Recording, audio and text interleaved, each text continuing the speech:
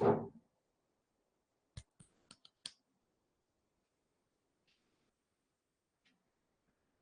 Everyone, welcome to this class and welcome to अपना सपना JRF. आज की क्लास में हम क्वेश्चन प्रैक्टिस करने वाले हैं on the topic RNA processing for molecular biology for CSIR net life science. कुछ क्वेश्चन ट्रांसक्रिप्शन के भी हैं थोड़े से, बाकी लगभग क्वेश्चन अपने आरएनए प्रोसेसिंग के ही हैं।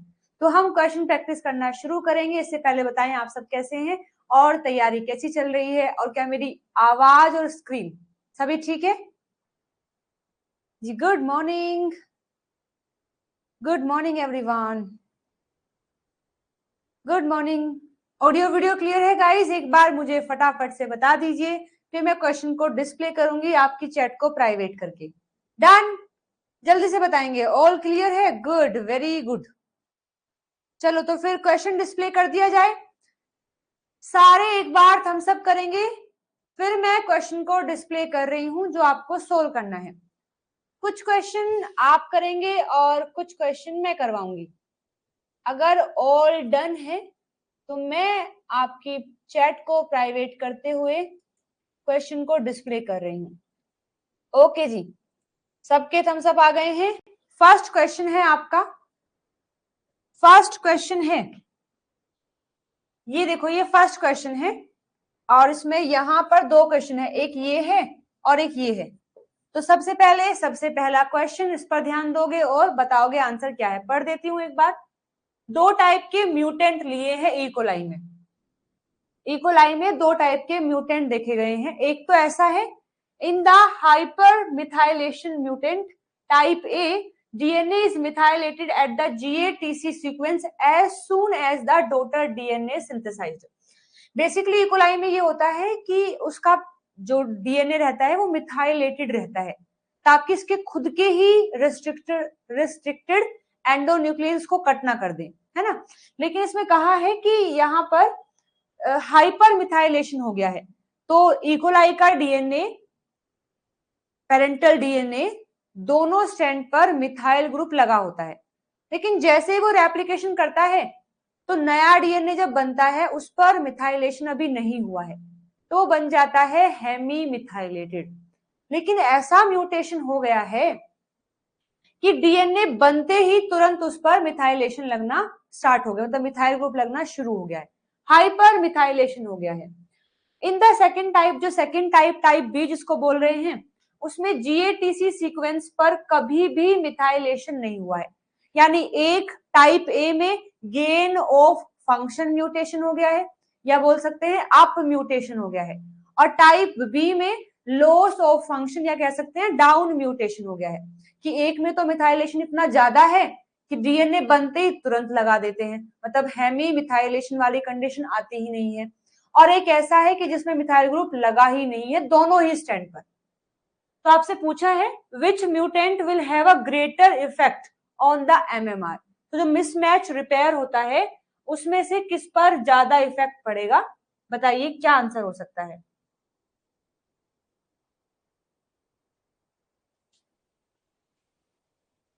बिल्कुल ध्यान से पढ़ते हुए, ये समझते हुए कि एमएमआर मिथाइलेशन का क्या रोल है एमएमआर में, आप मुझे आंसर बताएंगे।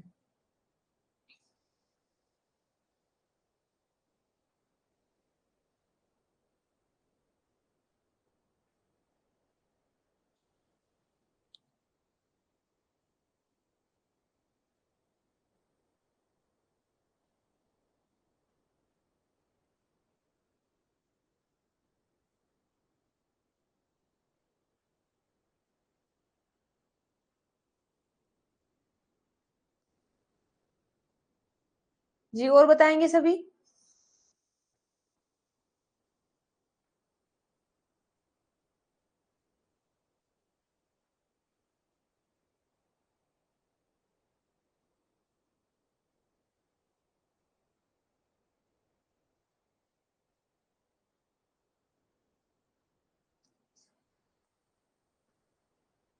ओके चलो देखते हैं।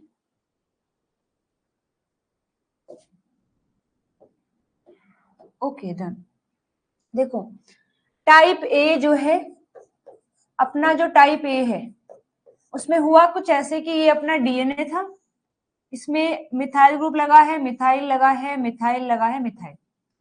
जैसे रेप्लिकेशन के लिए ये अलग अलग हुए तो यहाँ मिथाइल लगता है, यहाँ मिथाइल लगता है, इसमें भी मिथाइल है, इसमें भी मिथाइल है।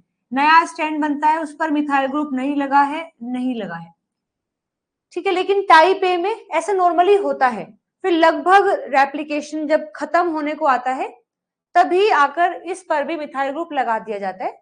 लेकिन ऐसा नहीं कि जैसे ही स्ट्रैंड बना तुरंत मिथाइल ग्रुप लगा देंगे, हाँ लगेगा बट थोड़े समय के बाद। लेकिन टाइप ए में हुआ है हाइपर मिथाइलेशन, मतलब म्यूटेंट ऐसा हुआ है जो बहुत ज्यादा और बहुत जल्दी मिथाइल ग्रुप लगा देते हैं। तो जैसे ये बनते हैं उन पर मिथाइल ग्रुप लगा दिया जाता है। जबकि टाइप बी में कुछ ऐसा म्यूटेशन हुआ है, टाइप बी में कुछ ऐसा म्यूटेशन हुआ है, in the second type GATC sequence are never methylated. Type B में यह है कि GATC सीक्वेंस है, उसमें कभी मिथाइलेशन होगा ही नहीं। तो अगेन यहाँ पर जो अपना स्टैंड बनेगा मिथाइलेशन है, मिथाइलेशन। अच्छा, इसमें कहा है कि कभी मिथाइलेशन हुआ ही नहीं, तो ये DNA है, इसमें जो है यहाँ मिथाइल। अच्छा, मुझे एक बात क्वेश्चन में नहीं समझ आ रही है कि जब रेप्लिकेशन हुआ है केवल तभी मिथाइल ग्रुप ऐड नहीं किया गया है या पहले भी ऐड नहीं है? क्योंकि इसमें दो सिनेरियो बन सकते हैं कि एक तो यहाँ पर जो है मिथाइल ग्रुप था, लेकिन जब नया रेप्लिकेशन हुआ तो म्यूटेशन के टाइम इस पर मिथाइलेशन नहीं हो पाया, ऐसे इस पर नहीं हो पाया। या फिर एक कंडीशन ये भी हो सकती है, क्वेश्चन में थोड़ा स्पेसिफिकली नहीं बताया है, कि जो पेरेंटल है उन पर भी मिथाइल ग्रुप नहीं था और जो नए हैं उन पर भी मिथाइल ग्रुप नहीं है। तो टाइप ए का तो फिक्स है कि हाइपर मिथाइलेशन है, तो सब चाहे पेरेंटल हो चाहे डॉटर हो तुरंत उस पर ऐड कर दिया जाएगा। बट जो टाइप बी है उसमें दो सिनेरियो बन सकते हैं। मुझे बस एक सेकंड दो, थोड़ा क्लू अगर मिले तो।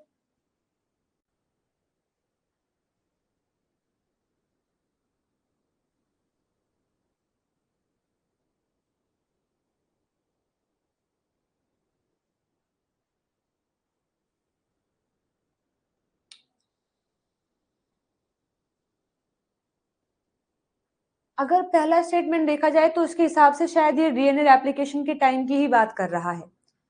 जैसे इसमें लिखा है ना कि जो GATC साइट है, जैसे ही डॉटर डीएनए बनता है तुरंत उस पर मिथाइल ग्रुप लगा दिया जाता है।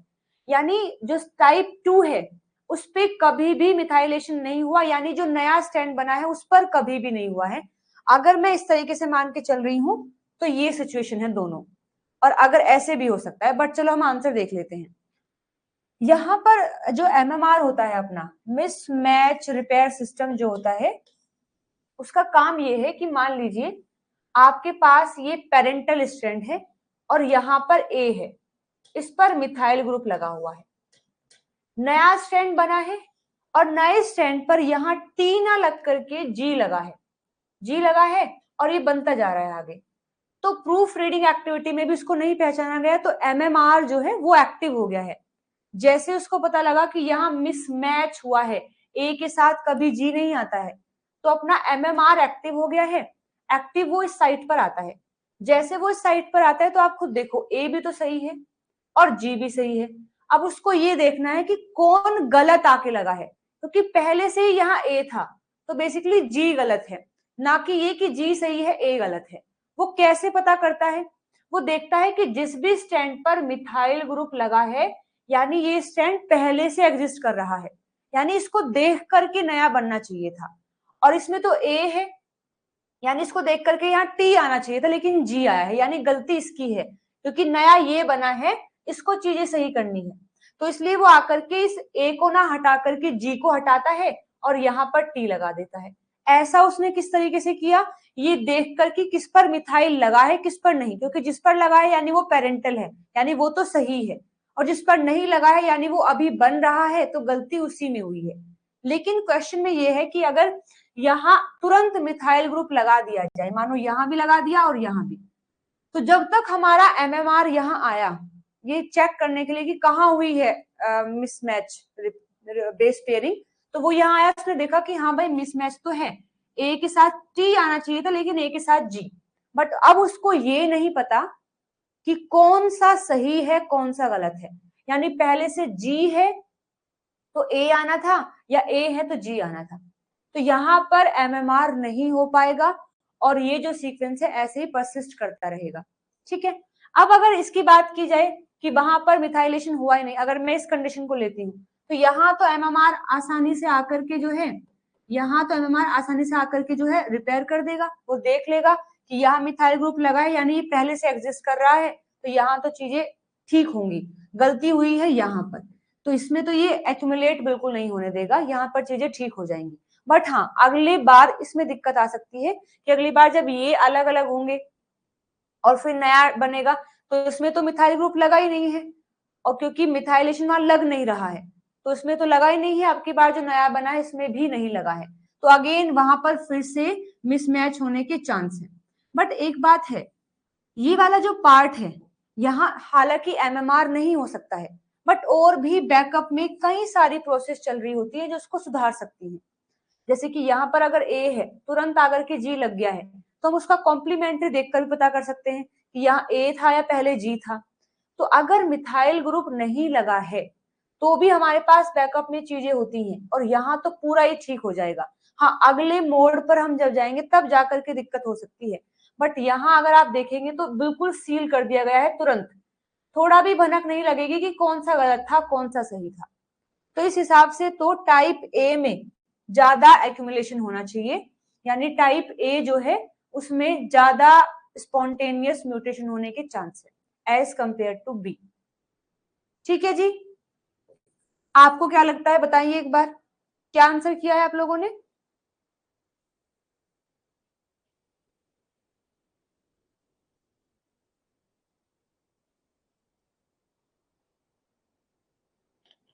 हम्म,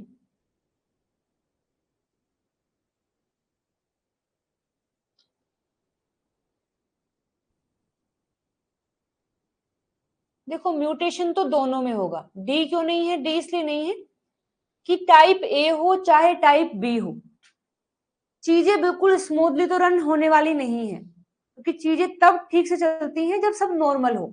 अब गड़बड़ तो हुई है, चलो वो अलग बात है, एक हाइपर हुआ है एक हाइपो हुआ है, गड़बड़ तो है, तो ऐसा नहीं बोल सकते कि type 2 mutant will not accumulate spontaneous mutation, बिल्कुल हो सकती है, बी में भी हो सकती है, बट एज कंपेयर टू ए थोड़ी कम होगी बी में, क्योंकि बी के पास थोड़ा और बैकअप है चीजों को सोल्व करने का। तो डी तो बिल्कुल नहीं है, बराबर भी बिल्कुल नहीं होगा, और उसमें हमने देखा कि ए में ज्यादा है, क्योंकि ए में बिल्कुल भी क्लू नहीं रह पाता है हमारे पास कि कौन पेरेंटल है और कौन एक तरीके से डॉटर बना है, क्योंकि जैसे ही मिथाइल ग्रुप लग जाता है, आपके पास ये 4 स्टैंड बने हैं, तुरंत चारों पर मिथाइल ग्रुप लगा दिया है, मतलब अब हम यहाँ इसको देख करके ये भी नहीं बता सकते कौन कॉम्प्लीमेंट है, क्योंकि चारों पर मिथाइल ग्रुप लग गया है। अब हम ये भी नहीं बता सकते कि कौन सा कॉम्प्लीमेंट्री है एक दूसरे का। ठीक है, मतलब इसमें से हम ये नहीं बता सकते कौन पेरेंटल है कौन डॉटर है, क्योंकि चारों पर ही लग गया है। हाँ, इस केस में आप बता सकते हो कि देखो ये पेरेंटल है, ये आपका जो न्यू आया है, ये पेरेंटल है ये न्यू आया है, आगे जब और एप्लीकेशन होगा तो इनको हम इनके बिहाफ पर तो एटलीस्ट पता कर सकते हैं, तो यहाँ बैकअप में है, हालांकि यहाँ भी म्यूटेशन एक्यूमुलेट होगा, ऐसा नहीं कि चीजें स्मूथली रन होती रहेंगी, बट एज कंपेयर टू ए थोड़ा कम होगा।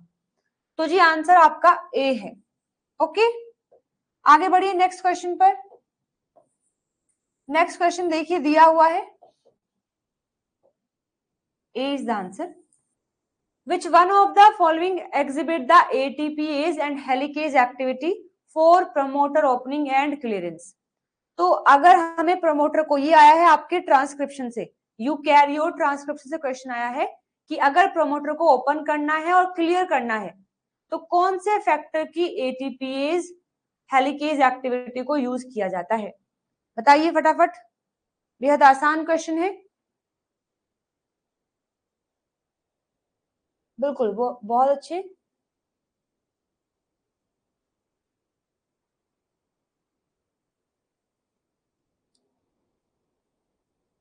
हम्म, बिल्कुल सही है।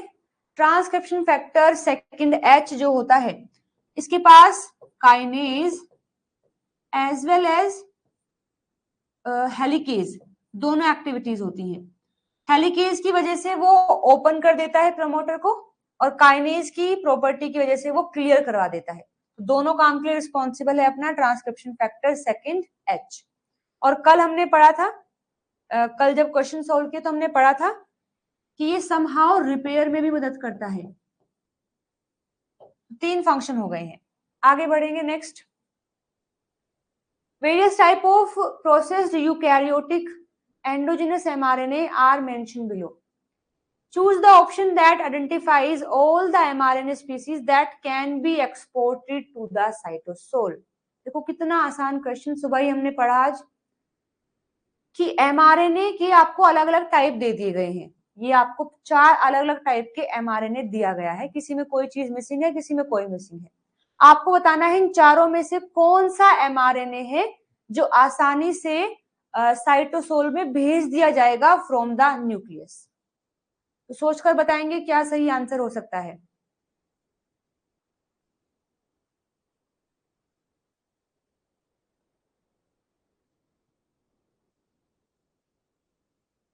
जी बताएंगे फटाफट, बेहद आसान क्वेश्चन है। वेरी गुड, बहुत अच्छे, बहुत बढ़िया।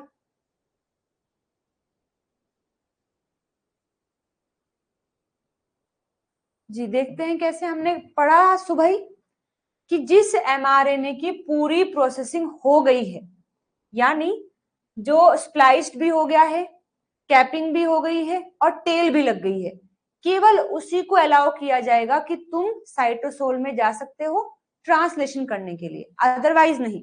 तो आप देखो यहाँ पर स्प्लाइसिंग नहीं हुई है, नहीं जा पाएगा, स्प्लाइसिंग नहीं हुई है, नहीं जा पाएगा। हाँ, इसमें टेल भी लग गई है, स्प्लाइसिंग भी हो गई है, कैप भी लग गई है, तो ठीक है। स्प्लाइस्ड हो गया लेकिन कैप नहीं लगी है, तो केवल सी वाला, यानी सी ओनली, केवल सी ओनली ऐसा है जो कि वहां पर ट्रांसपोर्ट हो सकता है। 1 2 3 4, तो आपका 3 जो थर्ड ऑप्शन है सही है। डन, आगे बढ़िए नेक्स्ट।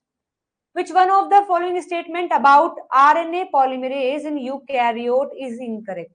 यूकैरियोट के अंदर आरएनए पॉलीमरेज के बारे में कौन सी बात गलत है? तो देखिए, आरएनए पॉलीमरेज 1 सिंथेसाइज करता है 18S को, 5.8 को, 28S आरआरएनए को। बिल्कुल सही बात, आज सुबह ही पढ़ के आए हैं कि यूकैरियोट में 18 होता है, 5.8 होता है, 28 होता है और 5S भी होता है। 5S बनाता है आरएनए पॉलीमरेज थर्ड और बाकी सारा बनाता है अपना आरएनए पॉलीमरेज 1। और हमने पढ़ा भी था कि आरएनए पॉलीमरेज 1 45S आरआरएनए बनाता है और फिर उसकी प्रोसेसिंग करके हमें ये तीनों टाइप के आरआरएनए मिल जाते हैं। तो ये बात तो बिल्कुल सही है। हमसे पूछा क्या है? हमसे गलत पूछा है। आरएनए पॉलीमरेज सेकंड सिंथेसाइज करता है एमआरएनए को, बिल्कुल सही बात है। एमआरएनए और कुछ एसएनआरएनए बनाता है जो स्प्लाइसिंग में हेल्प करते हैं, तो ये बात भी सही है। RNA polymerase 2 require a sigma factor to initiate transcription, बिल्कुल गलत बात है। सिग्मा फैक्टर हमें चाहिए होता है प्रोकैरियोट के अंदर, यूकैरियोट में कहीं भी सिग्मा फैक्टर हमने तो नहीं पढ़ा है, तो ये गलत है। और ये गलत है तो यही हमारा सही आंसर है।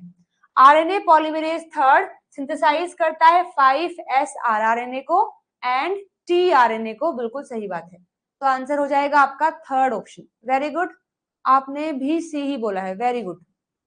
नेक्स्ट क्वेश्चन देखिए। RNA polymerase is an enzyme that transcribe DNA sequences into RNA. Which one of the following is not a property of RNA polymerase? इनमें से आरएनए की कौन सी प्रॉपर्टी आरएनए पॉलीमरेज की प्रॉपर्टी नहीं है? चलो इस क्वेश्चन को आप करेंगे, इस क्वेश्चन को आप सोल्व कीजिए।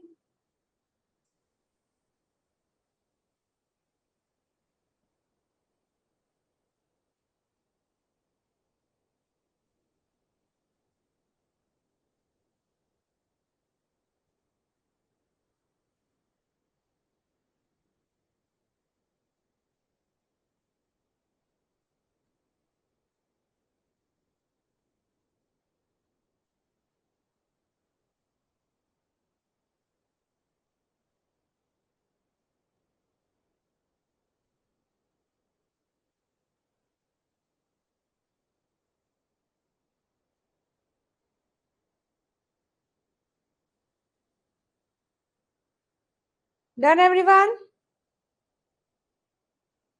डन।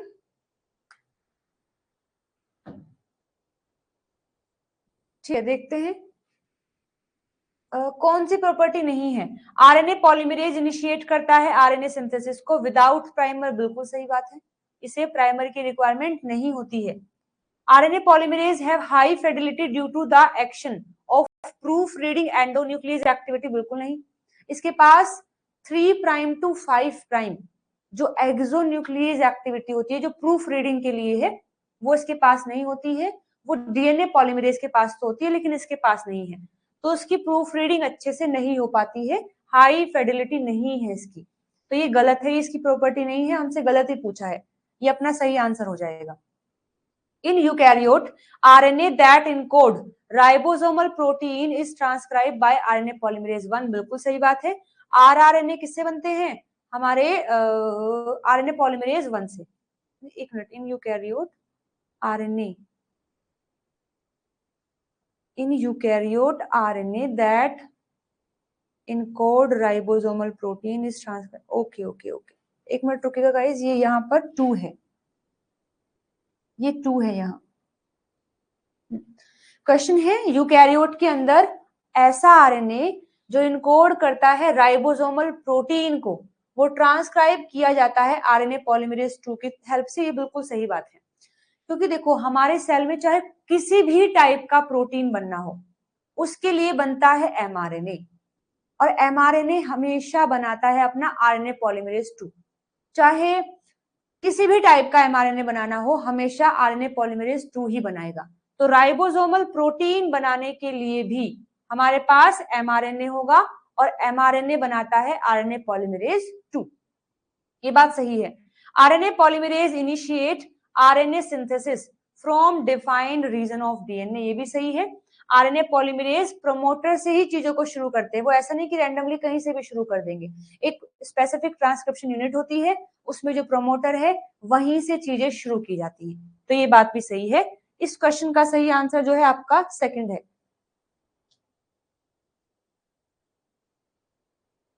फर्स्ट क्वेश्चन, अच्छा जो स्टार्टिंग में हमने किया था एक बार फिर से एक्सप्लेन, ठीक है, मैं इस क्लास के एंड में एक्सप्लेन कर पाऊंगी। हाँ बिल्कुल सही है माई, हमने देखा था आरएनए पॉलीमरेज की जो प्रोसेसिविटी है वो कितनी होती है, 40 न्यूक्लियोटाइड पर सेकंड होती है, तो आपका आंसर सही हो जाएगा इसके लिए सेकंड ऑप्शन। आगे बढ़िए, the following statement were made regarding the role of stone modification in transcriptional regulation. तो स्टोन मॉडिफिकेशन जो होती हैं ट्रांसक्रिप्शन के दौरान यूकैरियोट के अंदर, इसमें से कौन कौन सी बातें सही हैं ये बताना है। तो हमने पढ़ा था यूकैरियोट में स्टोन से लदपत होते हैं हमारा डीएनए, यानी क्रोमेटिन की फॉर्म में, तो यदि हमें ट्रांसक्रिप्शन करना है तो स्टोन को हटा करके डीएनए को एक्सपोज करना पड़ेगा, जो प्रमोटर वाला रीजन है उसे एक्सपोज करना पड़ेगा, ताकि ट्रांसक्रिप्शन फैक्टर आकर के अटैच हो सके और फिर उस पर अपना आरएनए पॉलीमरेज बाइंड करके चीजों को शुरू कर सके। तो देखते हैं इसके बारे में कौन सी बात सही है। यदि आप हिस्टोन का एसिटाइलेशन कर देते हैं तो अपना जो ट्रांसक्रिप्शन का रिप्रेशन हो जाता है, बिल्कुल गलत बात है, हमने ये सेल बायो में भी पढ़ा है कि यदि आप हिस्टोन पर एसिटाइलेशन कर देते हैं तो वो डीएनए को लूज, मतलब क्रोमेटिन को लूज कर देता है, डीएनए एक्सपोज हो जाता है और वहां पर ट्रांसक्रिप्शन किया जाता है। तो यदि आपको रेप्लिकेशन ट्रांसक्रिप्शन करना है तो हिस्टोन का एसिटाइलेशन किया जाता है, ताकि एसिटाइल ग्रुप लग के वो थोड़ा सा लूज हो जाए और चीजें ओपन अप हो जाए। लेकिन इसमें कहा है कि अगर हुआ है एसिटाइलेशन तो वहां पर ट्रांसक्रिप्शन रिप्रेस हो गई है, ये बात गलत है, गलत है तो हमारा आंसर तो ये नहीं होगा। Methylation of histone can either activate or repress the transcription depending on the specific residue modified, बिल्कुल सही बात है, हमने पढ़ा भी था कि मिथाइलेशन एक ऐसी प्रोसेस है कि वो चीजों को एक्टिव भी कर सकती है, इनएक्टिव भी कर सकती है, डिपेंड करता है कि वो किस पोजीशन पर लगाया जा रहा है। तो ये बात बिल्कुल सही है कि वो एक्टिव भी कर सकती है, रिप्रेस भी कर सकता है, डिपेंड करेगा कि किस स्पेसिफिक रेजिड्यू पर हमने मॉडिफिकेशन किया है। Phosphorylation of histone occur in response to DNA damage and can influence the gene expression, बिल्कुल सही बात है। फोस्फोराइलेशन अगर हम करते हैं हिस्टोन का तो एक तरीके से डीएनए डैमेज के लिए भी रिस्पॉन्स करता है। अगर किसी भी डीएनए में डैमेज हुआ है तो वहां हम फॉस्फोराइलेट करके इंडिकेशन दे सकते हैं कि दिस इज द पार्ट जहां पर डैमेज हुआ है, यहाँ रिपेयरिंग की जरूरत है। एज वेल एज ये जीन के एक्सप्रेशन को भी एक तरीके से इनहांस करता है, इन्फ्लुएंस करता है। तो ये बात अब तक तो सही है। Histone modification influence the recruitment of RNA polymerase complex but not transcription factor. अगर मैं हिस्टोन का मॉडिफिकेशन कर देती हूँ तो वो आरएनए पॉलीमरेज के रिक्रूटमेंट को तो इन्फ्लुएंस करेगा, बट ट्रांसक्रिप्शन फैक्टर का कोई रोल नहीं है। ये बात बिल्कुल गलत है। अगर आप हिस्टोन का मॉडिफिकेशन कर रहे हैं, उसको रीमॉडल कर रहे हैं, तो सबसे पहले तो ट्रांसक्रिप्शन फैक्टर ही रिक्रूट किए जाते हैं। यानी हिस्टोन में मॉडिफिकेशन हमने सबसे पहले तो इसीलिए किया है ताकि अपने ट्रांसक्रिप्शन फैक्टर रिक्रूट हो सके, उसके बाद फिर आरएनए पॉलीमरेज आता है। लेकिन इसमें कहा है कि इनमें अगर मॉडिफिकेशन हो गया तो आरएनए पॉलीमरेज तो रिक्रूट हो जाएगा, बट ट्रांसक्रिप्शन फैक्टर नहीं होंगे। ये गलत बात है। तो डी भी अपना गलत है। तो हमारे इस हिसाब से बी और सी सही है, और बी और सी आपको दिया है बी ऑप्शन में, यानी b option is the correct answer. Done everyone, done, b और c. Okay, good, very good. आगे बढ़िए, नेक्स्ट क्वेश्चन। ये क्या हुआ, क्वेश्चन कहाँ गया अपना? क्वेश्चन उड़ गया गाइस, मैं इसको देखती हूँ बाद में। चलो ये कर लो, ये कीजिए। Which of the following is reactive centre for splicing of exon during the processing of mRNA? बताइए इसका आंसर क्या होगा। सोच समझकर बिल्कुल ध्यान से बताएंगे।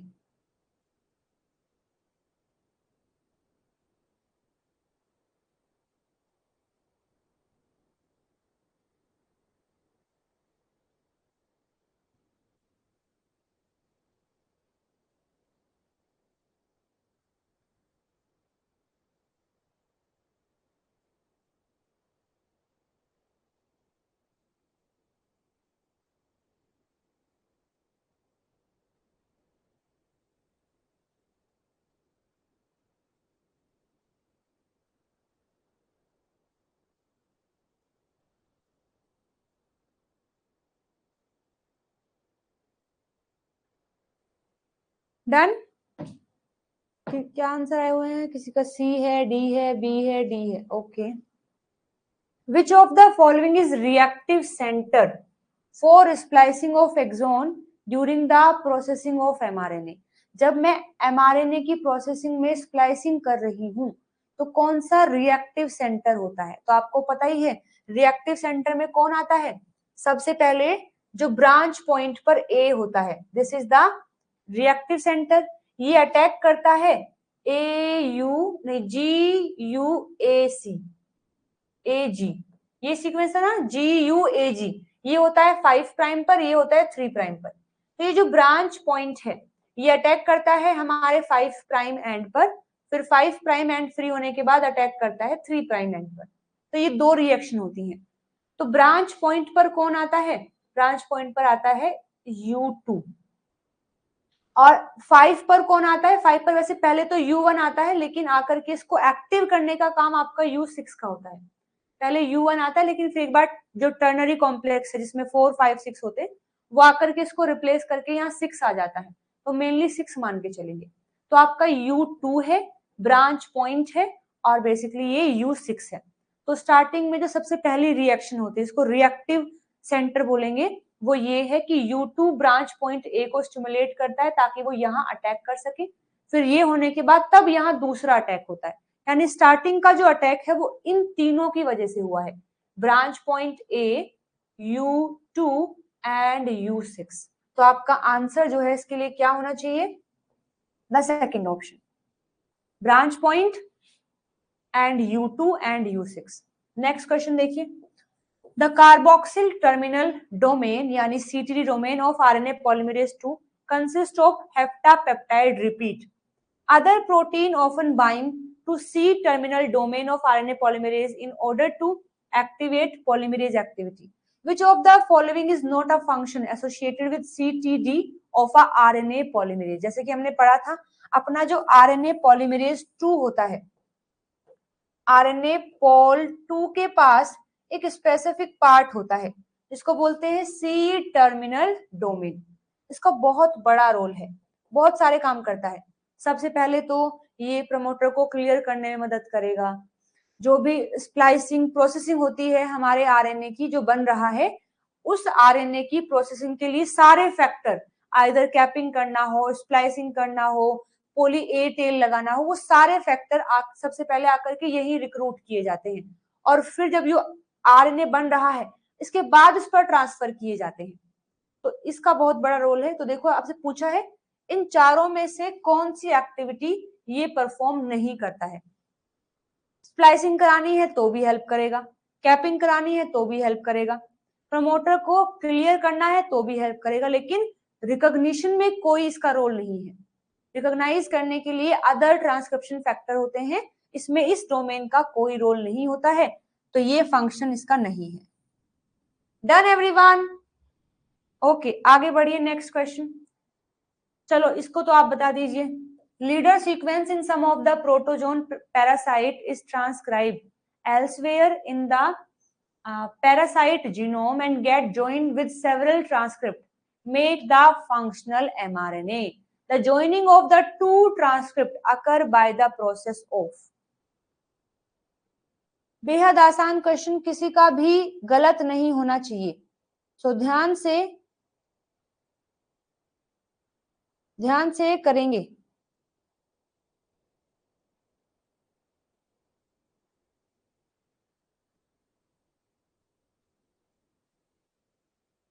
वेरी गुड, बहुत बढ़िया, बहुत बढ़िया। इतनी उम्मीद तो मुझे तुमसे थी ही नहीं जितना अच्छा तुम कर रहे हो। Very good, very good.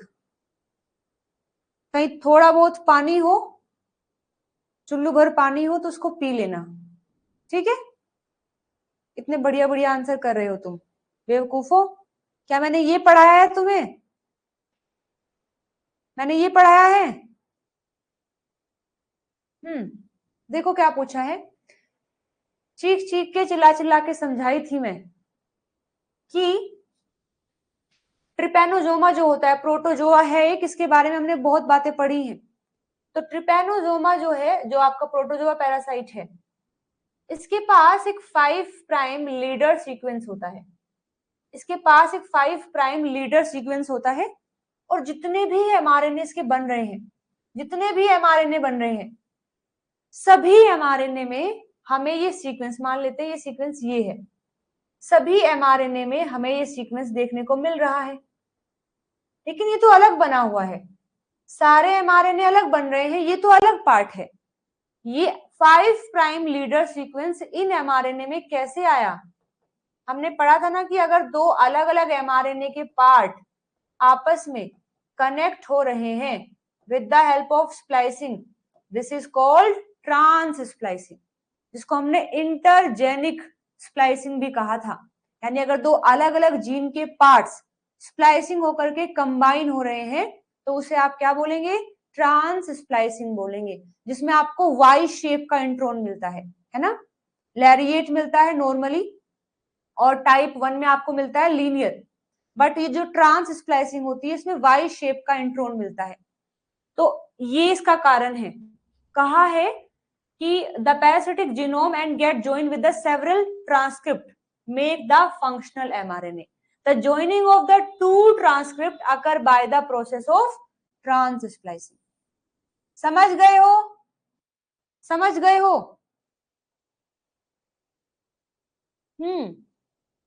चलो ठीक, आगे बढ़ो। इन Trypanosoma some of the intron generate Y-shaped structure in place of a lariat. Such structure is generated during, तो आ गया सेम क्वेश्चन आ गया है कि ट्रिपैनोसोमा में जो इंट्रॉन मिलता है वो वाई शेप का मिलता है, तो वो कौन सी प्रोसेस के दौरान जनरेट हुआ है? वो ट्रांस स्प्लाइसिंग के दौरान जनरेट होता है। वाई शेप का इंट्रॉन हमें कब मिलता है? जब ट्रांस स्प्लाइसिंग हो रही होती है। आगे बढ़े।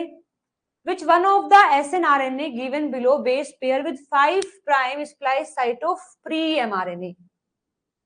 बताइए, 5 प्राइम स्प्लाइस साइट पर कौन सा snRNA कंबाइन होता है? हम तो U6 पढ़ के आए हैं, वो तो नहीं है।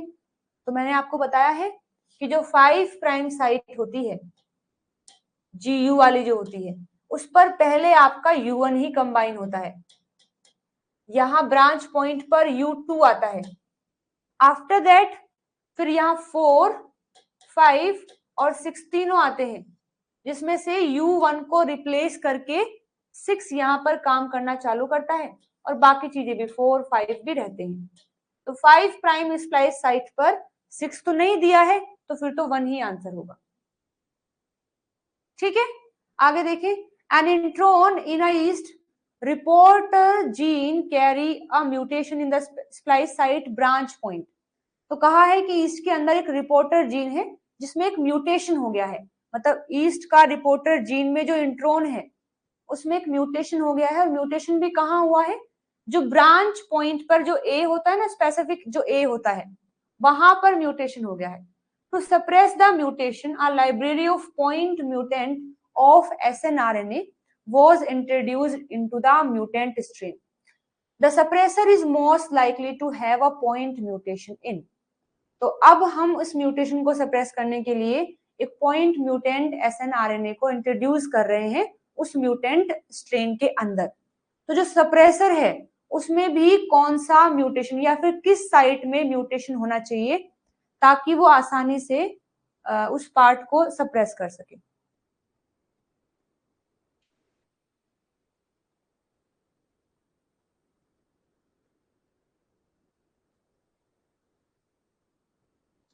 वेरी गुड,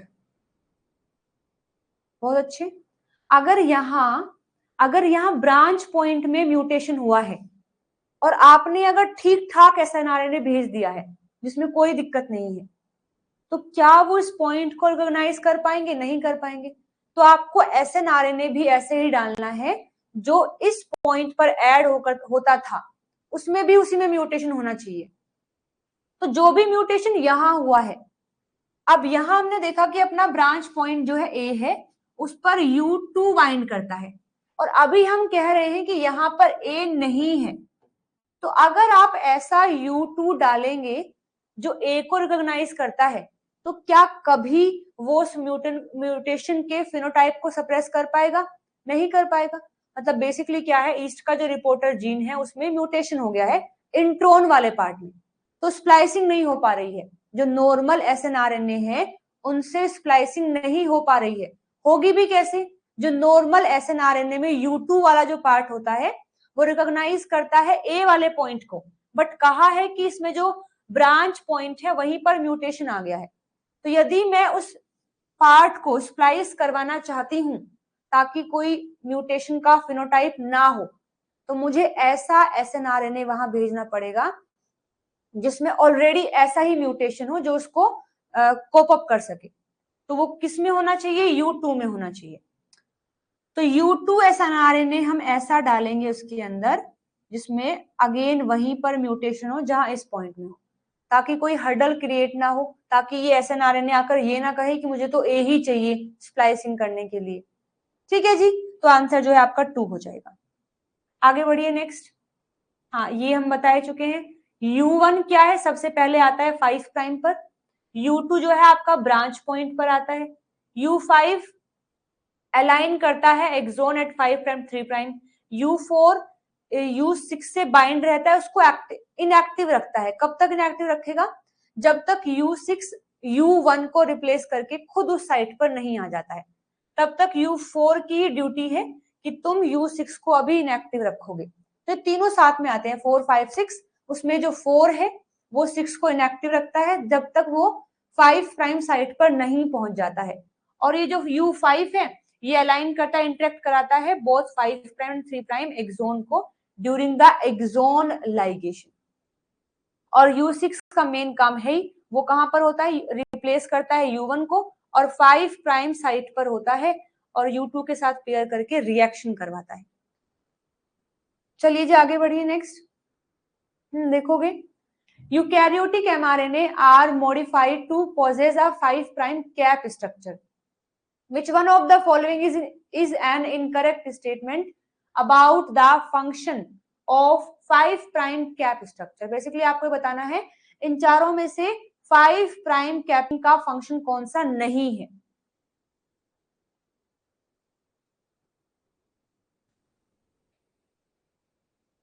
जी बताएंगे इसमें से कौन सा फंक्शन नहीं है?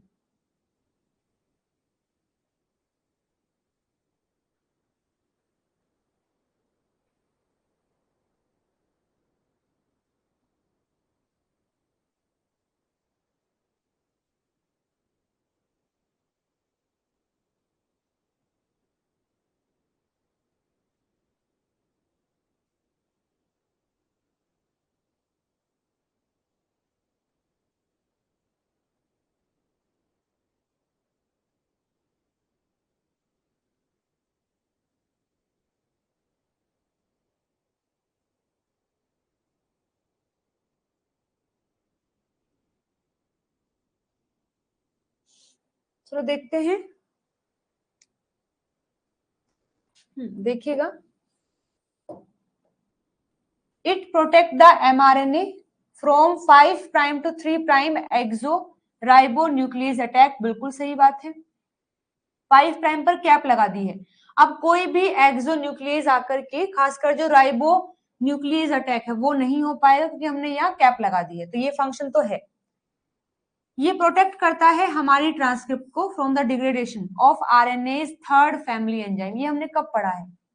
आरएनए थर्ड हमने कहाँ पढ़ा है? टीआरएनए की प्रोसेसिंग में पढ़ा है। टीआरएनए की प्रोसेसिंग में पढ़ा है हमने ये। और ये एक एंडोन्यूक्लियस है।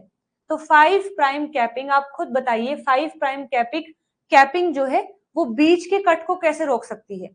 मानो अगर आपने अपने एमआरएनए पर कैप लगा दी है, लेकिन आरएनए थर्ड तो बीच में कट करता है, और मानो आरएनए थर्ड आकर के यहाँ कट लगाता हो, तो कैपिंग कैसे बचा सकती है? कैपिंग कैसे बचाएगी? ये तो एंड से ही तो बचा सकती है ना, कि एंड पर कोई कट ना करे। बीच में अगर आके कोई कट कर रहा है तो उसका कोई रोल नहीं होगा। ठीक है। It facilitate splicing of the nascent transcript. ये सही बात है। कैपिंग होने पर ही आगे की जो प्रोसेस है वो स्प्लाइसिंग की तभी चालू होगी जब कैपिंग एक बार हो जाती है। वो सब रहता है कनेक्शन में सीटीडी डोमेन के साथ में। तो ये बात भी सही है। ये फैसिलिटेट करता है अटैचमेंट ऑफ 40s सब यूनिट ऑफ राइबोसोम। मैंने बताया था आपको, चाहे टेलिंग हो चाहे कैपिंग हो, दोनों ही मदद करती है। जब हम ट्रांसलेशन पढ़ेंगे तब देखेंगे, ट्रांसलेशन के दौरान दोनों ही जो हमने प्रोसेसिंग की है, कैपिंग वाले भी टेलिंग वाले भी, दोनों मदद करेंगे रिकॉग्नाइज करने में जो इनिशिएटर कोडोन होता है। तो ये बात भी सही है। जो फंक्शन ये नहीं करेगा, 5 प्राइम कैपिंग का जो फंक्शन नहीं है वो सी वाला नहीं है। Done everyone. नेक्स्ट देखो, the tri S N R N P particle is compose of. मैं आपको कई बार बता चुकी हूँ, जो ट्राई एस एन का जो कॉम्प्लेक्स बनता है वो 4, 5, 6 का बनता है, यानी 4th is the right answer. आगे बढ़ेंगे नेक्स्ट क्वेश्चन पर। Which one of the following statement about eukaryotic RNA processing is incorrect? चलो ठीक है, ये तो आप लोग बताएंगे, सोच समझकर बताएंगे क्या आंसर सही हो सकता है।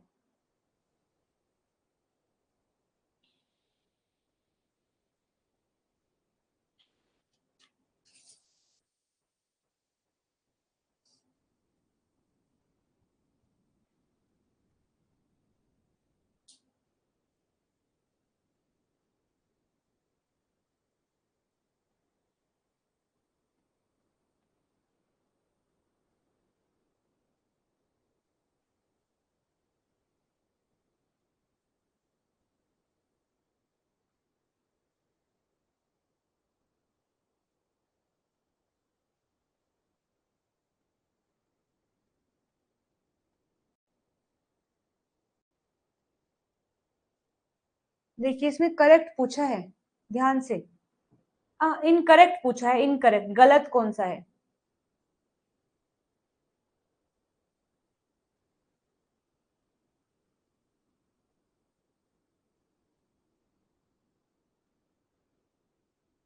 सब बताएंगे सोच करके।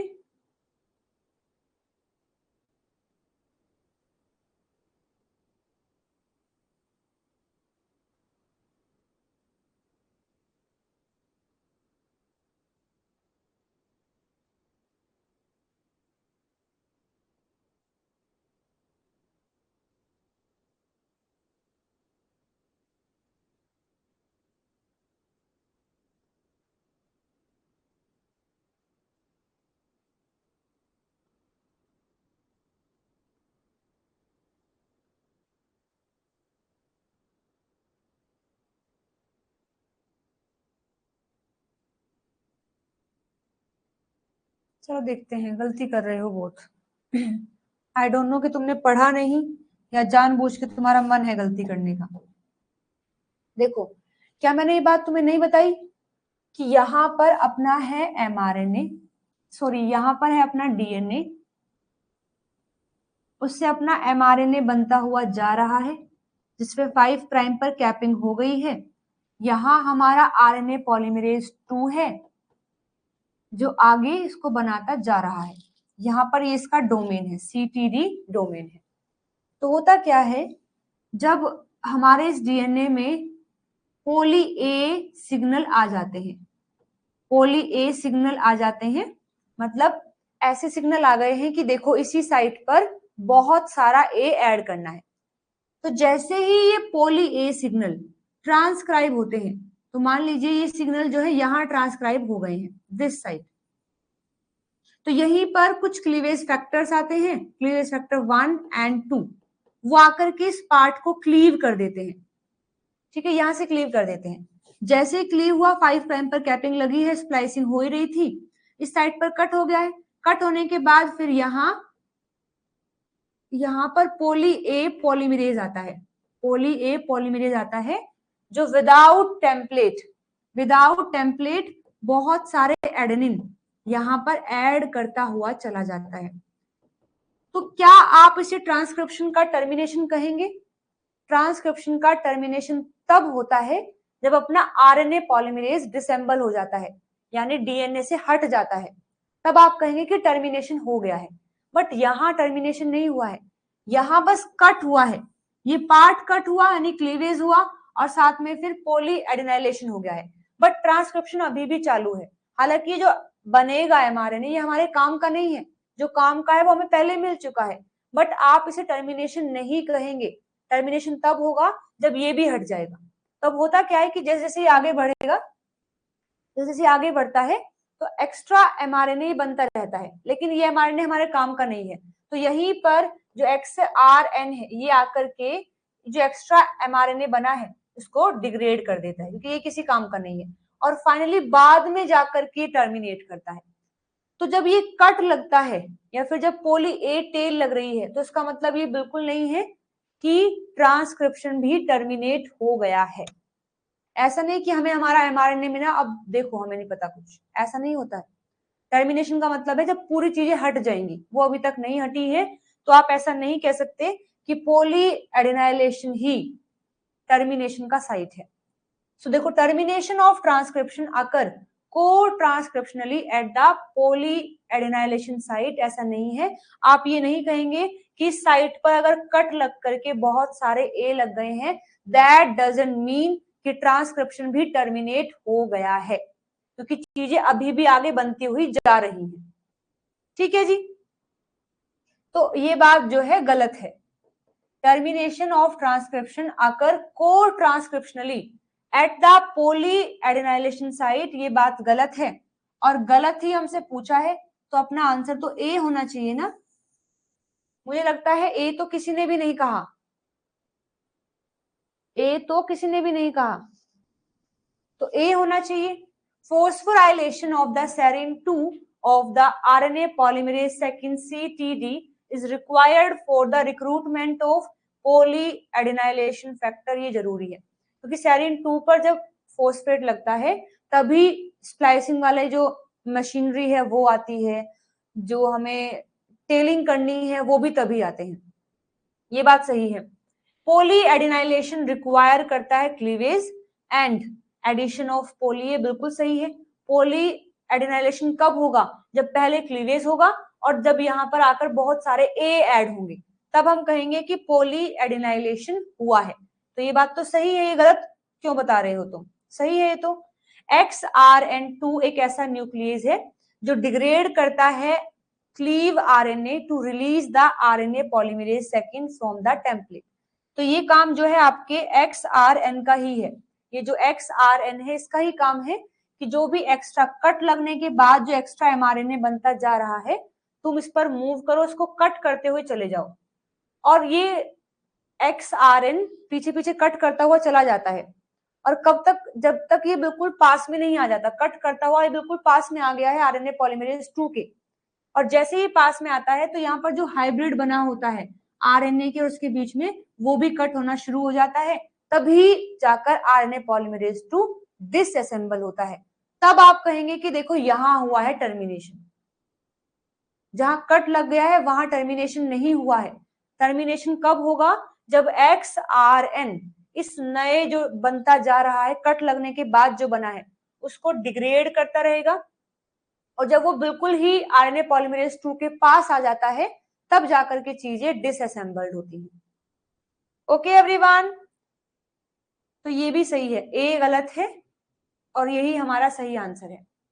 आगे देखिए, although intron are not a part of the process transcript that get translated, हमें पता है कि इंट्रोन जो अपना mRNA है उसका पार्ट नहीं है, मतलब इंट्रोन से ट्रांसलेशन नहीं होती है, इंट्रोन को बाहर निकाल दिया जाता है। They are important for several reason, लेकिन फिर भी ये कुछ कारण की वजह से अच्छे माने जाते हैं, मतलब जरूरी माने जाते हैं। The following statements are made with reference to the possible ways in which intron are crucial to cell survival. तो कुछ स्टेटमेंट आपको दी गई हैं, इनमें से आपको बताना है कौन कौन सा स्टेटमेंट सही है, ये बताते हुए कि कौन सा फंक्शन इंट्रोन का है, इंट्रोन किस तरीके से हमारी मदद करता है। तो देखो, अब तक हम पढ़ते आ रहे हैं कि इंट्रोन को फटाफट हटाया जाए, हटाया जाए, हटाया जाए, हमेशा स्प्लाइसिंग होती है, कहीं पर भी इंट्रोन दिख जाए उसको तो भगाना है। तो मन में ये बैठ गया है कि इंट्रोन तो बिल्कुल अच्छे नहीं होते हैं, गड़बड़ करते हैं, जंक डीएनए है, सेल्फिश डीएनए है, ऐसा बोलते हैं। बट फिर भी कुछ बातें और बतानी जरूरी है, बिल्कुल नेगेटिव नहीं होना है इंट्रोन के बारे में, कुछ अच्छे काम भी ये करता है। चलिए देखते हैं कौन कौन से अच्छे काम इंट्रोन करता है। They permit the generation of different protein product from the same gene, बिल्कुल सही है। Alternate splicing, remember हमने पढ़ा था, तो वो इंट्रोन की वजह से तो है। अल्टरनेट स्प्लाइसिंग हम कर रहे हैं, किसी पार्ट को हटाकर किसी को जोड़ रहे हैं, किसी कैसे कर रहे हैं, अलग अलग कॉम्बिनेशन हमें सेम जीन से मिलते हैं, उसके पीछे कारण इंट्रोन ही है कि हम एक सिंगल जीन से, एक सिंगल एमआरएनए से, मतलब एक सिंगल जीन से अलग अलग टाइप के एमआरएनए बना सकते हैं ड्यूरिंग द स्प्लाइसिंग, और अलग अलग एमआरएनए से अलग अलग टाइप के प्रोटीन बन सकते हैं। वो किसकी वजह से है? इंट्रोन की वजह से है। तो ये तो इसका अच्छा फंक्शन हुआ ना कि हमें वेरिएशन देखने को मिलता है ड्यू टू इंट्रोन। अब आप खुद सोचो कि अगर हमारे आरएनए में जो एमआरएनए है उसमें इंट्रोन होते ही नहीं, तो हम अल्टरनेट स्प्लाइसिंग कैसे करते, और अल्टरनेट स्प्लाइसिंग नहीं होती तो हमें अलग अलग वेरिएशन कैसे देखने को मिलता? नहीं मिल पाता। तो इस चीज में इसका पहला रोल आ जाएगा, मतलब ये हमारी मदद करता है। They may encode the mRNA which modulate the expression of gene. Basically ये पार्ट हम पढ़ेंगे जब रेगुलेशन में आपको पढ़ाऊंगी, ठीक है? तो अभी इसको एक मिनट आप होल्ड पर रखिएगा। आगे देखो, they often encode peptide which play a role in regulating the gene expression. ये बात तो गलत है। हाँ ठीक है, माना इंट्रोन अच्छे हैं बट इतने भी नहीं है। तो इसमें कहा है कि ये इनकोड करते हैं पेप्टाइड्स को, नहीं, प्रोटीन बनाने के लिए मेन आपके mRNA होते हैं। mRNA मेन है जो पेप्टाइड बनाते हैं, तो they often encode the peptide which play a role in the regulating gene expression. आगे देखो डी में क्या लिखा है, they promote the export of certain mRNA through the recruitment of transport protein by the exon junction complex. ये बात सही कही गई है। देखो बात कुछ ऐसी है कि मान लीजिए ये एक एक्सोन है, ये एक इंट्रोन है, ये एक एक्सोन है। जब स्प्लाइसिंग होती है, स्प्लाइसिंग के दौरान इंट्रोन को हटा करके एक्सोन कनेक्ट हो जाते हैं, और यहीं पर कुछ प्रोटीन कॉम्प्लेक्स इंट्रोड्यूस किए जाते हैं जिनको बोलते हैं एक्सोन जंक्शन कॉम्प्लेक्स, जिसको EJC बोलते हैं। सो बेसिकली ये प्रमोट करते हैं export of certain mRNA through the recruitment of transport protein by the EJ complex. तो बेसिकली ये इंट्रोन इनको रिक्रूट करते हैं कि तुम आकर के इस जंक्शन पर, जैसे हम यहाँ से हटेंगे तो तुम तुरंत आकर के यहाँ बाइंड कर जाना, और इसी जंक्शन कॉम्प्लेक्स की वजह से कई सारे ऐसे mRNA हैं जिनका एक्सपोर्ट पॉसिबल हो पाता है। तो आप ये बात कह सकते हैं कि इंट्रोन की वजह से ही ये जो EJ कॉम्प्लेक्स बनता है, कुछ प्रोटीन आते हैं और उस प्रोटीन की वजह से हमारा mRNA ट्रांसपोर्ट करता है। तो ये बात भी सही है। They play a role in mRNA surveillance through the modulation of nonsense mediated mRNA decay via the exon junction complex. तो इसके बारे में मैं आपको बता ही देती हूँ, होता क्या है exon junction complex. The exon junction complex is a multiprotein complex that is deposit on mRNA after splicing.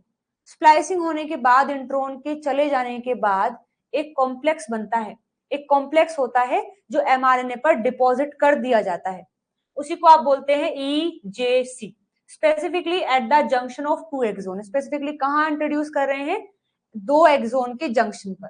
It play critical role in post transcriptional gene regulation including mRNA export. और यही complex किस किस चीज में मदद करता है, उसको एक्सपोर्ट कराने में, ट्रांसलेशन कराने में, लोकलाइजेशन कराने में, नॉन सेंस मीडिएटेड डिके कराने में।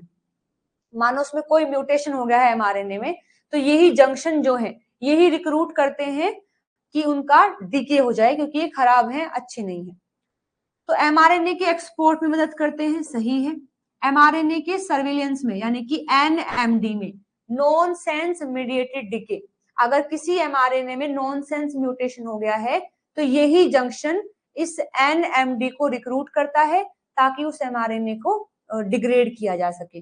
साथ में ट्रांसलेशन के रेगुलेशन में मदद करता है, mRNA की लोकलाइजेशन में। जैसे ही हमने mRNA को एक्सपोर्ट किया तो साइटोप्लाज्म में उसे लोकलाइज करने के लिए कि देखो मैं आपको यहाँ बिठा के जा रहा हूँ, तुम्हें यहीं पर प्रोटीन सिंथेसाइज करना है, तो लोकलाइजेशन में भी मदद करते हैं।